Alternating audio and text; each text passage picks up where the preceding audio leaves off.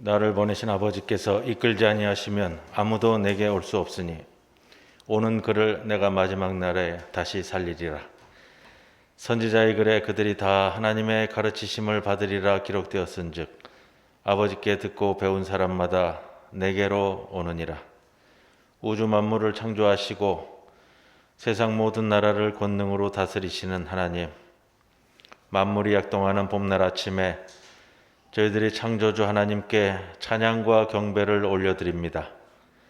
호흡이 있는 자마다 여호와를 찬양하라 하신 말씀을 따라 새 노래로 영광을 돌려오니 우리가 드리는 이 예배를 기쁘게 받아주시옵소서. 차가운 땅에 온기를 주심과 같이 우리 심령에 성령을 충만하게 허락해 주시고 메마른 땅에 담비를 내리심과 같이 우리 영혼에 은혜의 담비를 흡족하게 내려주옵소서. 죽음을 이기시고 부활하신 우리 구주 예수님의 이름으로 기도드리옵나이다. 아멘.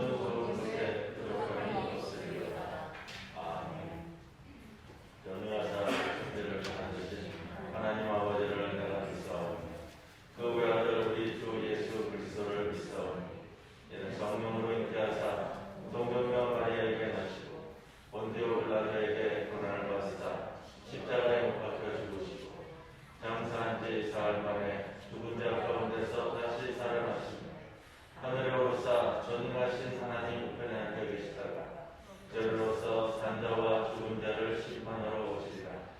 성령을 믿사오니 거룩한 공예와 성도가 서로 교통하는 것과 죄를 사하여 주시는 것과 몸이 다시 사는 것과 영원히 사는 것을 믿사오니 아멘.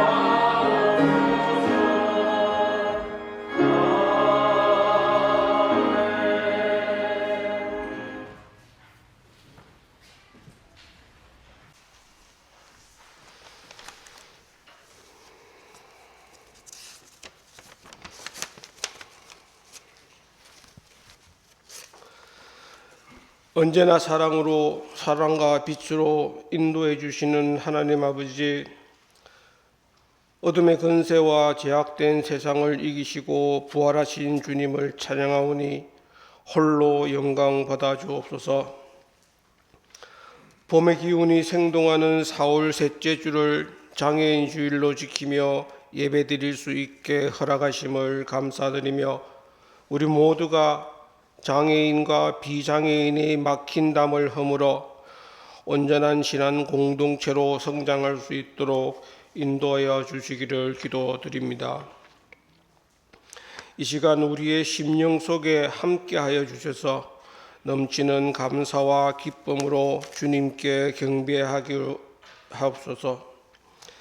이 시대를 변화시켜 주셔서 땀 흘리며 사는 기쁨, 내일을 소망하며 사는 기쁨으로 가득하게 하옵소서.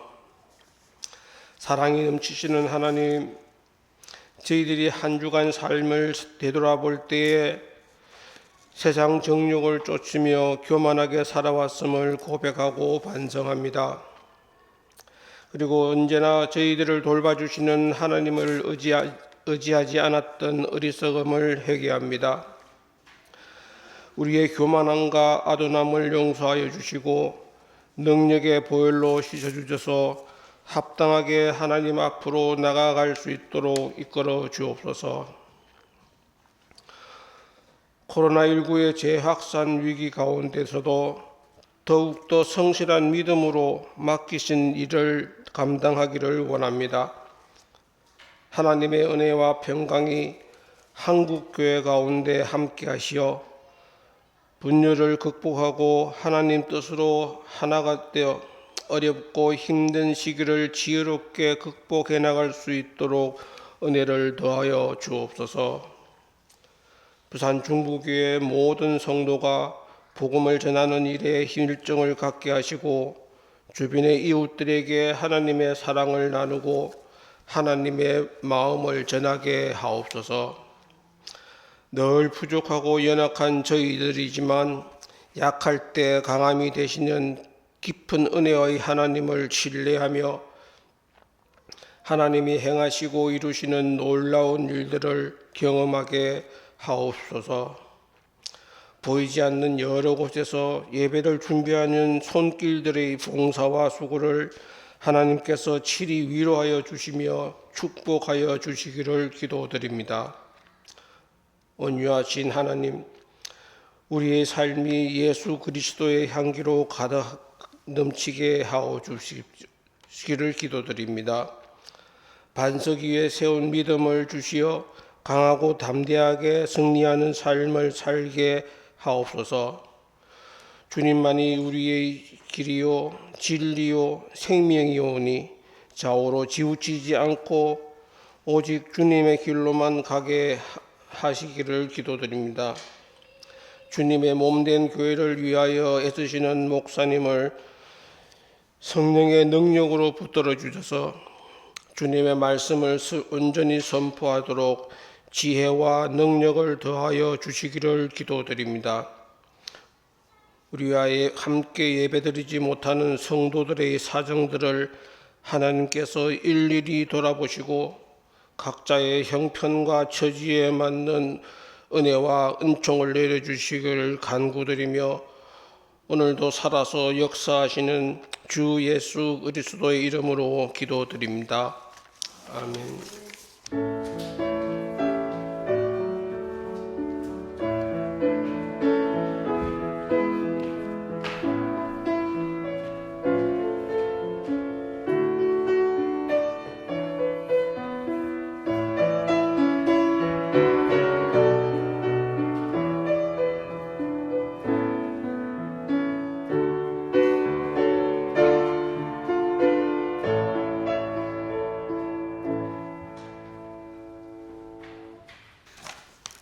성경 봉독하겠습니다. 마가복음 14장에서 20절까지입니다.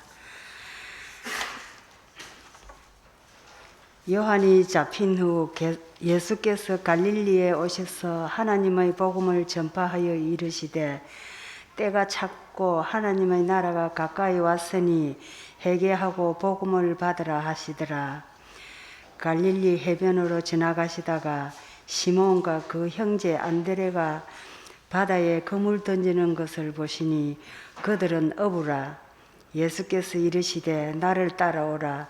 내가 너희로 사람을 낚는 어부가 되게 하리라 하시니 곧 그물을 버려두고 따르니라. 조금 더 가시다가 세베대의 아들 야고보와 그 형제 요한을 보시니 그들도 배에 있어 그물을 깁는데 곧 부르시니 그 아버지 세베대를 품꾼들과 함께 배에 버려두고 예수를 따라가니라. 이는 하나님 말씀입니다. 아멘.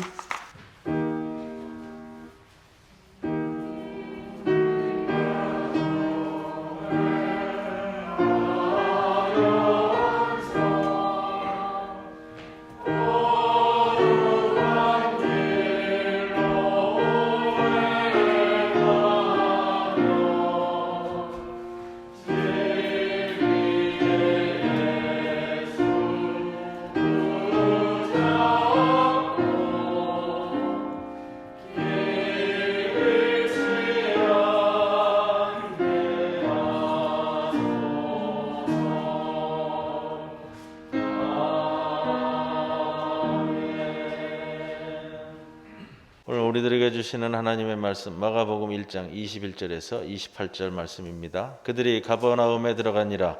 예수께서 곧 안식일에 회당에 들어가 가르치심에 무사람이 그의 교훈에 놀라니 이는 그가 가르치시는 것이 권위 있는 자와 같고 서기관들과 같지 아니함일러라. 마침 그들의 회당에 더러운 귀신 들린 사람이 있어 소리질러 이르되 나사렛 예수여 우리가 당신과 무슨 상관이 있나이까? 우리를 멸하러 왔나이까? 나는 당신이 누구인 줄 아노니 하나님의 거룩한 자니이다. 예수께서 꾸짖어 이르시되 잠잠하고 그 사람에게서 나오라 하시니 더러운 귀신이 그 사람에게 경련을 일으키고 큰 소리를 지르며 나오는지라. 다 놀라 서로 물어 이르되 이는 어찌미냐? 권위 있는 새 교훈이로다. 더러운 귀신들에게 명한즉 순종하는도다 하더라. 예수의 소문이 곧 올 갈릴리 사방에 퍼지더라. 이 말씀 가운데 성령께서 함께 하시기를 기원합니다.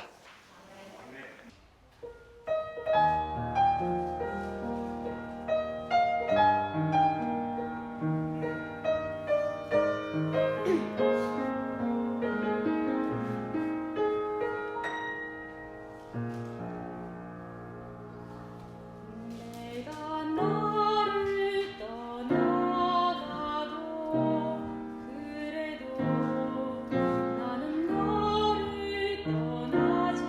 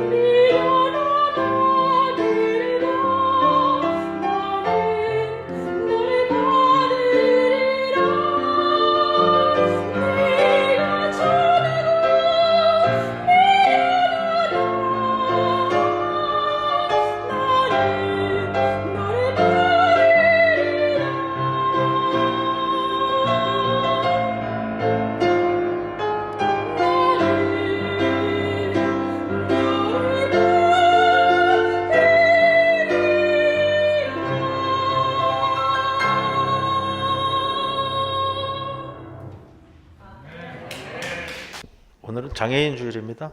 특성도 그래서 송명희 시인의 작시로 준비를 해주셨어요. 고맙습니다. 오늘 장애인 주일인데요. 한국교회가 일찍이 장애인의 날 4월 20일입니다. 기억하셔야 됩니다. 우리나라의 장애인의 날은 4월 20일로 정해져 있고 장애인의 날 전주일을 장애인 주일로 지키는 것이 한국교회인데 실제로 잘 안 지켜요. 제가 장애인 주일 지키는 교회는 우리 부산 중부교회밖에 못 봤어요. 제가 그동안 있었던 몇 개 교회 심의했던 교회들 둘러봐도 장애인 주일 지킨 교회는 없었습니다. 그래서 이번에 장애인의 날, 장애인의 주일을 앞두고 총회에서 회보에 글을 하나 좀 기고해 달라고 그래서 우리 한울 장애인 자활센터 소개하면서 글을 좀 기고했는데 이유가 있어요. 이 부활절과 겹쳐요. 자주. 부활절과 겹치고 지금 이번 한 7년 전부터 뭐가 겹치냐 하면 4.16 오늘 7주기잖아요. 지난 금요일이. 4.16과 겹치면서 지난주 그리고 이번 주일 각 교회에서 특히 우리 기장교회에서는 4.16 기념하면서 설교가 선포되어지지만 이 장애인 주일이 자꾸 밀리더라고요. 그래서 참 안타깝습니다. 그래서 총회 회보에도 제가 금년에는 좀 우리 교단에서 장애인 주일을 좀 지키는 교회가 좀 많았으면 좋겠다라는 투로 좀 글을 좀 올렸습니다만 우리 교회는 장애인 주일을 좀 꼭 지켜야겠다. 장애인뿐만 아니라 비장애인에게도 특히 우리 성경에 나오는 이제 치유와 또 뭐라 그럴까요? 장애에 대한 내용이 나오면서 조금 그 신학적으로 바로 잡아야 될 것들이 좀 많이 있기 때문에 제가 때때로 여러분들에게 좀 그렇게 말씀을 좀 드리고 있습니다. 왜 그러냐면 우리의 신앙도 때때로 점검해서 좀 바른 위치에다가 좀 올려놓아야 될 때가 있어요. 또 시대가 바뀌면 또 거기에 걸맞는 신앙적 행동, 신학적 정립이 좀 필요한 겁니다. 신앙이 여러분 단순한 경건한 감정이나 비이성적 또 맹목적일 수는 없습니다. 신앙은 무엇을 믿느냐 하는 것이 중요하죠. 그 믿는 바를 우리가 끊임없는 성찰을 통해서 바로 잡아가야 되는 거예요. 신앙은 믿는 바 그 내용을 깊은 데까지 알아야 신앙이 깊다, 신앙이 좋다 이렇게 표현할 수 있어요. 맹목적인 것을 가지고 그 사람 신앙이 좋아. 이 참 어불성설이 될 때가 많아요. 믿는 것이 정확히 뭐냐? 믿는 바의 깊이가 어떻게 되느냐? 철저한 신앙이라는 것은 철저한 확신만이 아니라 확실한 지식이기도 하고요. 또 확실한 신앙 고백이 되어야 되는 거예요. 우리 교회 선교 사업 중에 한울 장애인 자활센터는 굉장히 큰 비중을 차지합니다. 우리 교회 규모로서 한울 센터를 이렇게 지지하고 지원하고 후원하고 할 정도 참 큰 일을 해 나오고 있다라고 생각이 듭니다. 단적으로 한울 장애인 자활센터에서 사회복지사 실습생들을 받아요. 사회복지사가 되고자 하시는 분들이 수업을 마치고 학점을 딴 다음에 마지막에 실습 과정을 요즘은 160시간이라고 그래요. 160시간. 사회복지사 실습을 가져야 되는데 우리 센터에 참 많이 옵니다. 작년 한 해 동안 사회복지사 실습생이 한울 장애인 자활센터에 몇 명이 다녀갔는지 아세요? 100여 명이 다녀갔어요. 조금 학생별로 달라요. 120시간, 초반기엔 120시간, 지금은 160시간으로 옮겨졌고요. 코로나 이후에는 다른 과목 수강하면서 80시간으로 좀 줄어든 학생들도 있습니다. 금년에도 벌써 한 30명가량, 내일 또 한 10여 명 또 시작되는 걸로 제가 통보를 받았습니다. 사회복지사 실습생들이 올 때마다 제가 강좌를 1시간씩 해요. 교회에 불러서 합니다. 왜 그러냐면 사회복지사 오시는 분들이 수업을 듣고 오는데 몇 과목을 듣고 오는데 그중에서 제가 항상 물어봐요. 장애인 관련 과목을 몇 과목이나 수강하고 오십니까? 그러면은 대부분 한 과목. 많으면 이제 대학에서 하시는 사회복지 전공하시는 분들이 2과목 정도. 그래서 뭐 제가 조금 시야를 높여드려야 되는 부분들 이런 것들은 제가 좀 잡아주고 하는 것이 보통 1시간 정도 합니다. 장애인이라는 게 이제 영어 단어에 어떤 표현을 쓰냐면 핸디캡이라는 표현을 쓰잖아요. 핸디캡. 요즘은 이 말 쓰면 돌 맞아요. 핸디캡은 어떤 뜻이에요? 핸드, 손에. 캡, 캡이 뭐죠? 모자. 손에 모자를 들고 있는 거예요. 뭐예요? 국어라는 거예요. 국어라는 표현을 핸디캡이라고 그러는데 이 핸디캡이라는 단어가 영국에서 처음 시작이 됐는데 굉장히 중요한 의미를 가져요. 영국 사회에서 1700년대에 처음으로 사회 공동체 내에서 장애인들에게 국어를 법적으로 허용해 준 단어예요. 그러면서 이 단어가 사회 공동체 내 처음으로 흡수되어 들어간 단어이기 때문에 굉장히 의미가 크지만 의미가 별로 안 좋기 때문에 지금은 이렇게 사용을 안 합니다. 그래서 뭐 disability라든지 뭐 이런 표현을 쓰다가 요즘은 뭐 differently abled person, 그래서 또 다른 능력을 가지고 있는 사람들 또는 physically challenged 해서 또 다른 이 도전하는 사람들 이런 표현을 쓰는데 요즘 이것도 잘 안 쓰고 좀 변해졌어요. 요즘은 이렇게 써요. persons with disability, people with disability. 시각장애인, 청각장애인을 더 블라인드, 더 데프 이렇게 썼잖아요. 영어 표현에서. 요즘 이렇게 쓰지 않아요. person who visually impaired, person who hearing impaired. 강조점이 뭐가 있냐면요. 그냥 뭐 제가 영어로 쓴 거는 잊어버리시고 person, people이 맨 앞에 등장하는 사람, 그리고 이러이러한 불편함을 가진 사람들. 이게 요즘 추세 사용하는 단어의 표현이에요. 우리말 표현에 이게 잘 안 되는 거예요. 장애인. 장애가 앞으로 오고 사람이 뒤로 밀렸어요. 그래, 요즘 이게 개념의 변화예요. 사람이 먼저, 그 다음에 장애는 부차적인 걸로 생각하는 것. 이렇게 되는 거예요. 그래서 제가 사회복지사 실습 오신 분들에게 항상 질문을 해요. 장애가 뭡니까? 장애인이 뭡니까? 물어보면 한결같이 똑같은 대답을 해요. 뭐냐면 뭔가 이 손상을 입어서 사회생활이 불편하고 뭐 어렵고 뭐 이런 사람이라고 얘기를 하는 거예요. 그거는 1900년대 사고방식 개념이에요. 우리 여러분들도 그렇게 생각할지 모르겠어요. 장애라는 게 선천적인 것도 있고 후천적인 걸 수도 있고 뭐 사고를 통해서 있을 수도 있고, 여러분들 연세가 많으셔가지고 뭐예요? 저기 퇴행성 관절염 뭐 이런 거, 또 귀도 잘 안 들리고 눈도 침침하고 다 포함해서 요즘 개념은요, 사회적 조건 가운데 장벽을 경험하는 것을 장애라고 그래요. 사회적 조건, 사회적 환경에 의해서 내가 장벽을 경험하는 것을 장애라고 한다고요. 그리고 그것을 경험하는 사람들을 장애인이라고 그래요. 그럼 개념을 하나로 가요. 그 장벽이 없다면, 그리고 그 장벽을 경험하지 않는다면, 이게 한국 사회가 추구해야 할 목표라는 거예요.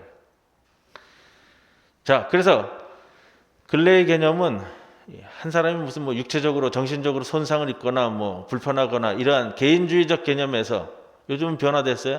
사회적 개념으로 전이 되었어요.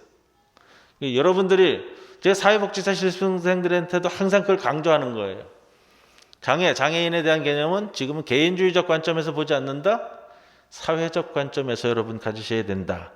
유엔 장애인 권리 협약에도 보시면 유엔 장애인 권리 협약 이야기하시는 분들 보면은 항상 2000년대 전 이 개념 가지고 계속 말씀하시는 분이 계셔가지고 제가 똑바로 잡아드려요. 장애는 점진적으로 변화되는 개념이다. 장애를 변화되는 개념으로 설정을 하고 있어요. 장애인 개인의 손상과 다른 사람들과 동등하게 완전하고 효과적으로 참여하는 것을 저해하는 태도, 환경적인 장벽을 장애인이라고 하고 그것을 경험하는 자를 장애인이라고 한다. 우리 교회 내에서도 변화되는 개념, 신학적 성찰들을 바로바로 따라가야 되는 거예요. 장애인이 교회에 뭔가 오면 뭔가 가슴 찡한 무슨 신앙 간증을 해야만 하는 사람으로, 뭔가 도와주고 뭐 받기만 하고 이런 개념이 아니고요. 함께 가는 공동체에서 우리 가정 얘기를 제가 자주 하는데 가정에서 내 어머니가 뭐 무릎이 아프다 그러면 욕실에 들어가다가 거실을 넘어가다가 턱에 걸려서 넘어지실 수 있잖아요. 그러면 당연히 그거를 아들 된 입장에서 딸 된 입장에서 우리 어머니를 위해서 턱을 깐다고요. 화장실에 들어가서 미끄러질 것 같으니까 미끄럼 방지를 한다고요. 그게 내가 내 어머니에 대해서 무슨 동정심과 무슨 배려심과 이게 아니죠? 뭐예요? 당연히 내 어머니니까, 내 아버지니까. 이게 추구하고자 하는 사회 공동체의 목표고 교회 공동체의 방향이라는 거예요. 그래서 오늘 장애인주일이라는 것만 기억하는 것만으로도 큰 거고요. 우리가 우리 주변에 있는 우리의 이웃들, 그거를 뭐 특별하게 분리시키는 것도 아니고 구분하는 것도 아니에요. 우리가 함께 살아가는 공동체로서 함께 묶어져서 그냥 살아가는 가운데 내가 약한 지체는 좀 교회 내에서 배려해 주는 게 있잖아요. 그런 마음으로서 우리가 한 사랑의 공동체를 이루어가는 것, 우리의 좀 이 사고적 좀 확대가 좀 필요하다. 이것만을 오늘 좀 말씀을 좀 드리고 싶습니다. 오늘 본문 이제 들어갑니다. 예수님의 첫 사역 장면을 함께 말씀을 나눌 것인데 오늘 제목 보세요. 권위 있는 새 교훈이다.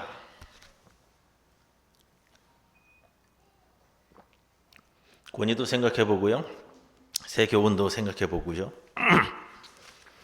마가복음서에서 예수님 사역의 시작을 1장 14절에 이렇게 시작합니다. 오늘 본문을 그래서 시편을 빼고 1장 14절부터 시작을 했어요. 우리 오종선 권사님 봉독해 주셨고 예수께서 갈릴리에 오셔서 하나님의 복음을 전파하셨다. 이게 예수님 복음 전파의 시작이죠. 마가복음 1장이잖아요. 지금 그 앞에는 세례 요한의 활동이고, 자, 그 복음의 내용은 무엇일까요? 15절에 이렇게 기록하고 있어요. 회개하고 복음을 믿는 것. 요약해서 우리가 이렇게 얘기합니다. 회개와 복음. 예수님이 설교하신 가르침의 주제는 회개와 믿음인데, 복음을 믿는 거 믿음이에요. 회개와 믿음인데 마가복음서는 연이어 4명의 어부를 부르신 사건을 이야기하고 있습니다. 그 뒤에 바로 이어지죠. 16절로부터. 이후에 오늘 제가 본문으로 정한 더러운 귀신 들린 사람 이야기, 귀신 축출 사건을 마가복음서 기자가 배치를 했습니다. 안식일에 우리 주님께서 회당에 들어가 가르치시는데 거기에 더러운 귀신 들린 사람이 있어요. 그 더러운 귀신 들린 사람에게서 더러운 것들을 쫓아내시는데 그 마무리와 결론을 이렇게 하고 있어요. 더러운 귀신을 쫓아내자, 야, 이건 정말 놀라운 기적이로다. 이건 정말 놀라운 이적이로다. 이거 정말 세상이 풍비박살날 놀라운 사건이로다. 이렇게 안 하고, 이렇게 안 해요. 뭐라고 돼 있어요? 27절에 권위 있는 새 교훈이로다. 귀신을 내쫓았는데 마가복음서 기자가 기록하고 있는 것은 놀라운 새로운 교훈이로다. 새로운 말씀이로다. 이렇게 한다고요. 21절을 보면 예수님은 안식일에 회당에 들어가 가르치십니다. 그러자 그의 가르침에 놀랍니다. 22절에 그 놀란 까닭을 설명하죠. 율법학자들과는 달리 그가 권능을 갖고 있었기에 놀랐다라고 이야기합니다. 27절에 보면 예수님의 귀신 축출에 대한 사람들의 반응도 같아요. 놀랐다. 마가복음서에서 소위 귀신 축출은 가르침의 사건이에요. 이거는 기억하고 가셔야 돼요. 귀신 축출 사건은 가르침의 사건이다. 가르침의 사건이 우리가 흔히 기적이라고 여기지만 귀신 축출은 가르침의 사건입니다. 마가의 귀신 축출을 그러나 기적 사건이라고 이야기하지 않고 권위 있는 새 교훈, 새로운 가르침이라고 마무리합니다. 조금 짚고 가야 될 것이 있는데 이 사건은 마가복음에 나오는 최초의 기적 이야기예요. 이적 사건입니다. 마가가 예수님의 첫 번째 활동을 귀신 축출 사건을 들어서 기록하고 있습니다. 예수님의 첫 사역이라는 거예요. 예수님이 이방 땅에, 지금 갈릴리 땅인데 이방 땅으로 옮겨서 행하신 첫 사역도 귀신 축출 사건으로 마가복음서 기자는 기록합니다. 예수님께서 행하신 많은 일들 가운데 유독 귀신 쫓아내신 일을 첫머리에 기록하고 있습니다. 왜 그럴까? 왜 그럴까요? 중요하기 때문에 그래요. 마가복음에는 예수님의 활동을 개략적으로 서술하는 부분이 3군데 정도 등장하는데 이걸 흔히 마가의 요약이라고 그래요. 마가의 요약. 오늘 1장인데 1장 34절에 보면 각종 병든 사람들을 고치시고 많은 귀신을 내쫓으셨다. 39절에는 온 갈릴리에 다니시며 여러 회당에서 전도하시고, 전도가 뭐죠? 도를 전하는 게 전도예요. 도는 뭐예요? 말씀 도자예요. 말씀 도자. 말씀을 전하는 게 전도라고요. 한 가지로 제가 조커로 이런 말씀 가끔 드렸는데, 제가 전도사 시절에 지하철역에서, 오래전이잖아요. 20년도 더 전이니까. 전도사 시절에 지하철역에 가면은 한때 많았잖아요. 도를 아십니까? 저한테 와서 도를 아십니까? 그러면 제가 그랬어요. 제가 항상 대답하는 게, 내가 바로 도를 전하는 전도사야. 그럼 아무 말 안 하고 다 가더라고요. 그리고 이어지는 39절의 뒤에 뭐예요? 전도하고 귀신들을 내쫓으셨다. 마가복음에는 말씀 전파와 귀신 축출을 예수님 활동의 기본으로 전해주고 있습니다. 예수님께서 12제자를 세우실 때 3장 14절 15절 말씀, 이에 12를 세우셨으니 이는 자기와 함께 있게 하시고 또 보내사 전도하며, 말씀을 전한다는 거예요. 그리고 귀신을 내쫓는 권능도 가지게 하려 하심이로라. 6장 6절 7절에도 이에 모든 촌에 두루 다니시며 가르치시고 12제자를 부르사 둘씩 보내시며 더러운 귀신을 제어하는 권능을 주시고. 자, 이렇게 본다면 귀신 축출은 예수님 사역의 뼈대를 이루는 일이지요. 제자들에게 위임된 사역 중에도 가장 중요한 사역 중에 하나는 전도하는 것과 귀신을 쫓아내는 겁니다. 그렇다면 오늘을 사는 신앙인들에게도 이 귀신 축출 사역은 우리가 해야 할 마땅한 과업이죠.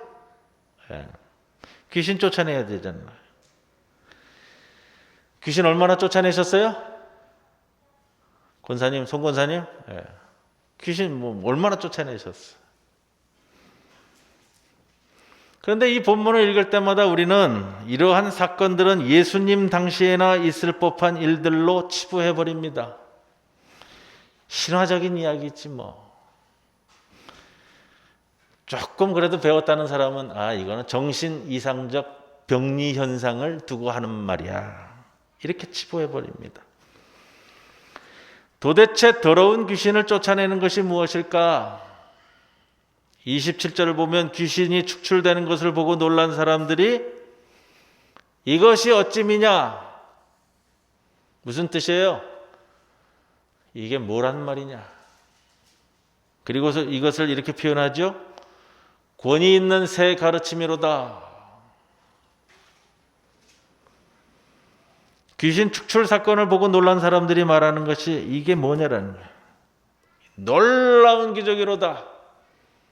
기상천외한 사건이구나. 이런 기적이 세상에 어디 일어날 수 있을까?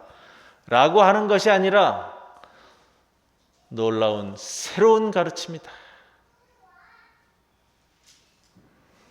예수님이 가르치신 내용이 뭐예요? 15절에 회개와 믿음이라고 말씀드렸죠? 그리고 16절부터 19절까지 예수님께서 어부들을 부르십니다. 이들에게 복음을 전하셨죠? 그러니 따라왔죠. 예수님을 따라 나서게 되죠. 이들에게 복음이 전해졌어요. 회개와 믿음을 통한 이들의 행동은 무엇으로 나타나는 거냐면 이들에게 복음은 회개와 믿음인데 행동은 18절에 버리고 따르니라. 첫째는 버림이고요. 둘째는 따름이에요. 20절에도 똑같죠? 버려두고 예수를 따르니라. 17절에 예수님이 어부들을 부르시면서 17절에 나를 따라오라고 하셨어요. 내가 너희로 사람을 낚는 어부가 되게 하리라. 그러니까 시몬, 안드레, 야고보, 요한이 따라갔습니다. 그러면 예수님이 말만 하고서 따라오라고, 말만으로 사람을 낚으라고 하는 것이 아니라 이제 뭔가 보여줘야 하잖아요. 워크샵이 돼야 되는 거예요. 워크샵이.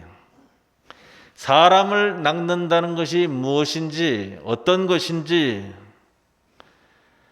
그 어부들을 사람의 어부가 되게 하기 위해서 예수님은 지금 사람의 어부로서 예수님이 하시는 일들을 그들에게 먼저 보여주는 사건이에요. 너희들은 지금 가진 것을 버리고 나를 따르지만 그러지 못하는 이들의 모습을 보여주고 그 욕심을 극복해서 가진 것을 버리고 더러운 영에 의해 침탈된 사람들의 현 모습을 보여주고 버리게끔 하는 것. 그것이 바로 오늘 본문이에요. 본문의 배경이 어떻게 되죠? 안식일, 가버나움, 회당. 안식일은요, 가장 거룩한 시간이에요. 일주일 중에. 회당은요, 예루살렘 성전 이후에 가장 거룩한 장소가 회당이에요. 가버나움은 뭐 위로의 동네라는 뜻인데 같이 연결되어져서 우리가 생각할 수도 있습니다. 예수님이 회당에 들어가 가르치셨습니다. 22절에 뭇 사람들이 그의 가르침에 놀랐다. 이유는 권위가 있었기 때문에. 27절에도 다 놀랐다 하는데 21절에 놀라다의 표현보다 27절에 놀라다의 표현은 다른 단어를 써요. 한국말은 같은데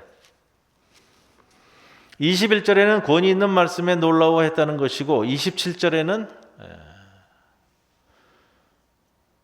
좀 직역을 하면 이런 표현이에요. 충격을 받았다라는 거예요. 충격을 받았다. 원어는 때리다에서 왔어요. 때리다. 때림을 당했다라는 표현이에요. 때림을 당했다. 예수님의 말씀이, 예수님의 가르침이 그들을 때렸고 그들은 때림을 당해 충격을 받았다. 이렇게 쓰고 있어요. 이것이 예수님의 권능과 연결됩니다. 예수님의 가르침의 내용이 과연 무엇이었을까? 과연 뭐였기 때문에 충격을 받았을까? 그 가르침의 권능을 느꼈고 성스러운 충격, 쉽게 말하면 마음의 찔림을 받았는데 예수님의 가르침에 충격을 받고 찔림을 받았다면 그것은 분명히 그들의 가슴을 때리는 것과 같은 비판적 내용이었을 겁니다. 그것은 전제되어지는 게 있어요. 무언가 그러한 예수님의 가르침에 찔림을 받을 만한 그 무엇을 그들은 그 신앙 속에, 가슴 속에 감추고 있었을 것이에요. 그리고 적어도 예수님의 가르침이 권능이라고 할 만한 그 어떤 영향력을 그 사람들에게 미쳤을 거예요. 아쉬운 것은 그 가르침의 충격을 말하면서도 그 가르침의 내용에 대해서는 성경이 언급을 하지 않습니다. 아쉬워요. 그렇지만 23절에 갑자기 더러운 귀신 들린 사람을 등장시킵니다.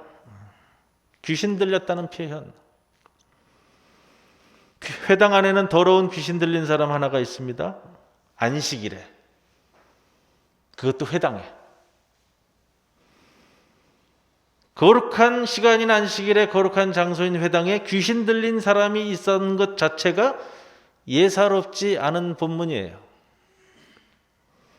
거룩한 날 거룩한 장소, 전혀 거룩하지 않은 존재가 거기에 있었다는 거예요.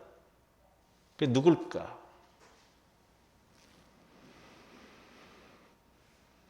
당시 유대교 회당과 안식일 그리고 그 자리에 모여있는 자칭 거룩하다고 여기는 이들을 폭로하려는 마가의 의도가 보이고 있습니다. 더러운 귀신 들린 사람, 어떤 사람을 더러운 귀신 들린 사람이라고 이야기하죠? 과연 마가는 우리의 어떤 삶의 상태를 두고 더러운 귀신 들렸다고 말할까요? 번역을 더러운 귀신 들렸다라고 얘기하다 보니까 이게 원문이 의도하는 것과 조금 비껴가 버리면서 우리 대한민국의 성도들이 이 말을 이해하는 데 있어서 우리네 문화 풍토 속에서 귀신 들렸다라는 것을 이해하기 때문에 그래요. 그리고 60년대, 70년대, 80년대까지도 그렇고요. 각 교회마다 이게 정신 나간 사람들이 교회에 한둘씩 꼭 있었어요. 특히 시골 교회 가면요. 그리고 교회에 이 간질 앓는 사람들이 있었잖아요. 예배 드리다가도 저 뒤에서 좀 발작을 하고 그래서 그런 것들을 보고 자라온 기억들이 우리 성도들한테 있고요. 우리네 문화 풍토가 귀신 들렸다, 미쳤다고 하는 것을 병리 현상쯤으로 치부하거나 우리네 문화 풍토 속에 이 빙의 현상을 떠올리기가 쉬운 거예요. 빙의되었다. 이게 귀신 들렸다고 번역함으로써 생겨난 오해 같아요. 여러분, 이 문장을 그렇게 접근하면 2000년 전 예수님 시대에나 나올 법한 이게 전설의 고향 이야기가 돼버려요. 머리 풀어 헤치고 신소복 입고 다리 없어가지고 하늘 날아다니는 뭐 밀양의 귀신 이야기, 뭐 어디의 귀신 이야기 이렇게 돼버린단 말이에요. 오늘날 나의 삶과는 전혀 연관 없는 전설의 고향 이야기가 되어버린다는 거예요. 나와는 상관없는 2000년 전 전설의 고향 이야기, 남의 이야기가 되어버리면 이건 더 이상 우리에게 복음일 수가 없어요. 옛날 전설의 고향 이야기가 되는 것이지. 더러운 귀신 들린 한 사람, 더러운 귀신 들렸다. 1장 10절에 보면 이런 표현을 써요. 성령이 하늘에서 내려왔다. 성령은 거룩한 영이라는 뜻이에요. 여기에 대비해서 마가복음서 기자가 더러운 영을 이야기합니다. 더러운 귀신 들린 사람. 더러운 귀신은 원문을 직역하면 더러운 영이라는 뜻이에요. 10절에 나오는 거룩한 영과 대비되어져서 더러운 영을 설정해서 우리들에게 메시지를 줍니다. 원문을 그대로 직역을 하면 더러운 귀신 들린 사람, 그대로 직역하면 이런 표현이에요. 더러운 영 안에 있는 사람. 하나님의 거룩한 영 대신 더러운 영이 자리 잡고 있다. 더러운 영에 의해서 침탈되어진, 더러운 영에 의해서 주도되어지는 사람. 더러운 영이 그 사람 안에서 주인 역할을 하고 있다라는 뜻이에요. 성경에 나오는 비유의 사건들은 대부분 그 사람 하나만을 지칭하지는 않아요. 이 부분은 제가 수태 말씀을 드렸습니다. 개인 사건으로 치부되어지지 않는다라는 거예요. 한 사람이 등장하지만 그 한 사람을 통해 공동체 전체에게 교훈하기 위한 대표성으로 등장시키는 것이 그 한 사람이에요. 귀신 들린 자를 그저 한 사람으로 여긴다면 이런 모순이 생겨요. 오늘 본문에서 귀신 들린 사람, 회당에 있는 한 사람, 오늘 본문에서도 이야기하지만 거룩한 안식일 날, 거룩한 시간에, 거룩한 장소인 거룩한 회당에 거룩하지 못한 불결한 귀신 들린 자는 유대 풍습에 의해서, 관습에 의해서 들어올 수가 없어요. 회당에 들어와서 예배 드릴 수 없단 말이에요. 그런 사람은 공동체에 의해서 배제되어지는 사람이기 때문에 불결한 사람은 회당 안으로 들여보내지지가 않아요. 그러면 더러운 영에 사로잡혀 사는 사람이 누구인지 확연해지죠? 누구예요?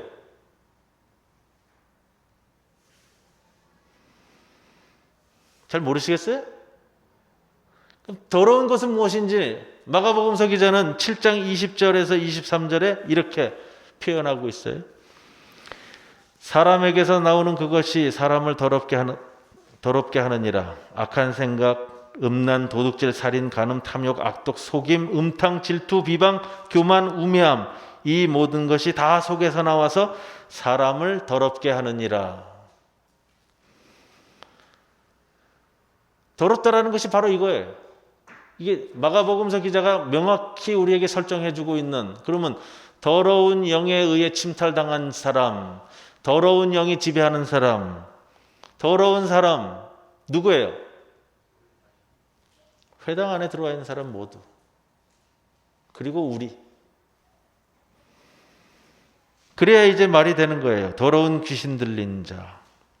본문 21절로 다시 갑니다. 예수께서 안식일에 회당에 들어가 가르치시니, 그리고 회당에서 주님이 좀 더 많은 대중들을 대상으로 하나님 나라의 복음을 가르치십니다. 여기서 이루어지는 사건이 가르침과 그로 인한 귀신 축출, 예수님의 가르침에 의해 더러운 영에 지배받는 사람들이 더러운 것들의 축출, 내보내짐. 안식일에 회당에 들어가 가르치셨다고요? 무사람들이 그의 가르침에 놀랄 때 귀신 들린 사람이 소리 질렀어요. 주님은 그 인간에게서 나오라고 꾸짖으셨고요. 의역하면 더러운 마음으로 사는 자들을 질책하셨고, 그 질책을 견디지 못한 자들이 경련을 일으키고 소리 지르고 뿜어냈다는 것. 절규했다는 거예요. 절규. 가르침을 듣고서 절규했다는 거예요. 27절에 다 놀랐다. 충격을 받았다는 거죠. 예수님이 가르침을 통해 자신들의 마음을 때리자 충격을 받았다는 거예요. 때림을 당했다는 거예요. 충격받았어요. 그렇게 권위 있는 새로운 가르침이라는 거예요. 이 이적은 가르침에 의한 거예요. 가르침은 말씀이고요. 말씀은 로고스로 번역이 돼요. 로고스는 예수님 자신인 거고요. 마가의 귀신 축출은 가르침, 즉 말씀이 일으킨 인간 내면의 변화로 보고, 그 가르침의 영향력, 권위와 권능이 사람들의 마음속에 숨겨져 있는 더러운 영들, 더러운 욕심들을 쫓아내어 회개시키는 사건이 가르침과 회개. 이것이 갈릴리 어부들이 예수님의 가르침을 받아 버림과 따름으로 예수님의 하나님 나라의 복음에 응답하는 삶을 살려고 첫걸음을 내딛고 있는 이 어부 네 사람들에게 사람 낚는 어부로서의 첫 신뢰를 보여주는 사건이라는 겁니다. 예수님의 가르침, 예수님의 말씀, 그 로고스를 통해 내 마음속에 있는 악한 것들을 쏟아내고 내면의 변화를 이루어 새 삶을 일으키는 사건, 이게 귀신 축출 사건이에요. 이것이 사람 낚는 어부가 앞으로 해야 할 일을 보여주는 것이고, 오늘 본문에서도 예수님께서 마가복음 1장 예수님의 첫 사역을 시작하면서 이루었던 사건이 바로 이 사건인 거예요. 오늘 장애인 주일을 맞았습니다. 서두에 말씀드렸던 내용들을 바탕으로 해서 조금 우리가 새로운 마음으로 우리의 이웃들을 바라볼 수 있고요. 부산에 등록된 장애인 숫자가 15만 7천 명이래요. 등록된 숫자가요. 전체 인구 요즘 350만 명이 안 되죠. 가족들까지 합쳐지면 50만에서 60만 명 이렇게 얘기하고요. 등록되지 않은 장애인들도 있으니까. 부산이 좀 많은 편이에요. 일반적으로 다룰 때.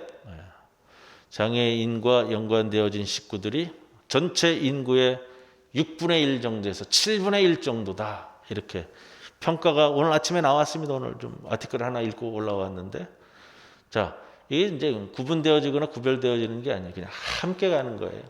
함께 가는 사회에서. 뭐 나는 아니다 이런 개념이 이제 아니라는 거예요. 우리 교회도 함께 가는 거고, 어떤 부분에 있어서도 우리 교회에서도 많은 일들을 감당하고 있어요. 자, 주님 주신 말씀 위에서 오늘 장애인주의를 좀 기억하시고 생각하시고 내 신앙도 조금 내 신학도 조금 이렇게 점검하시고 주님 말씀 위에서 우리 모두가 합력하여 선을 이루어가는 모든 성도들이 되시기를 주님의 이름으로 간절히 축원을 드립니다. 고마우신 아버지 하나님, 오늘도 저희들에게 귀한 주의를 주셨습니다. 주님께 나와 기뻐 찬송하고 예배드리며 주님의 창조물로서의 한 모습으로 주님 앞에 섰습니다. 우리가 이루어진 대로 사랑하며 서로를 위하고 배려하고 한 모습으로 살아가는 우리의 모든 주의 귀한 백성들 되게 하옵소서. 예수님의 이름으로 기도드리옵나이다. 아멘.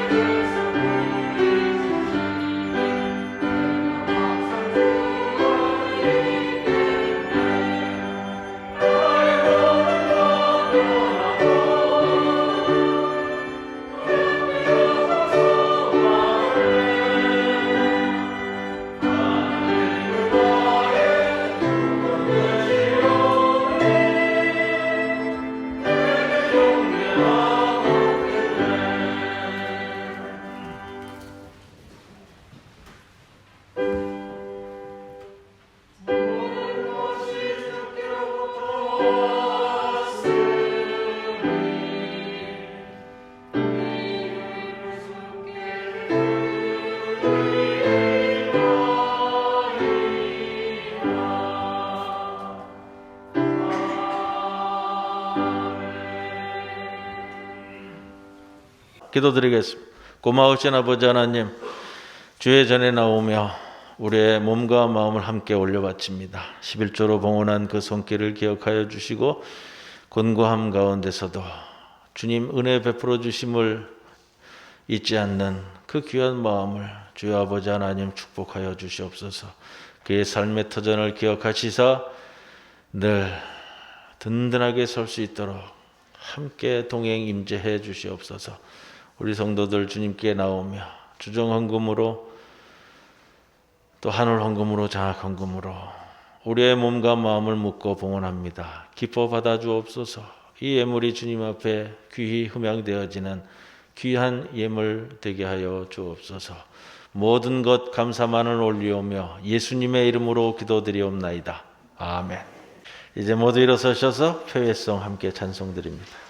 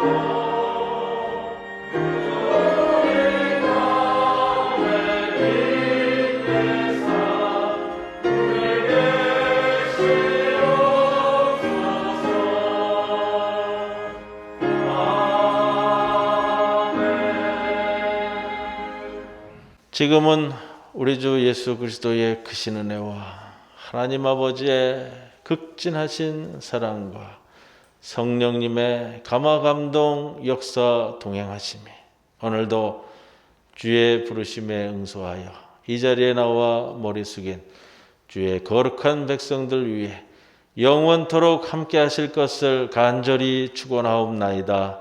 아멘.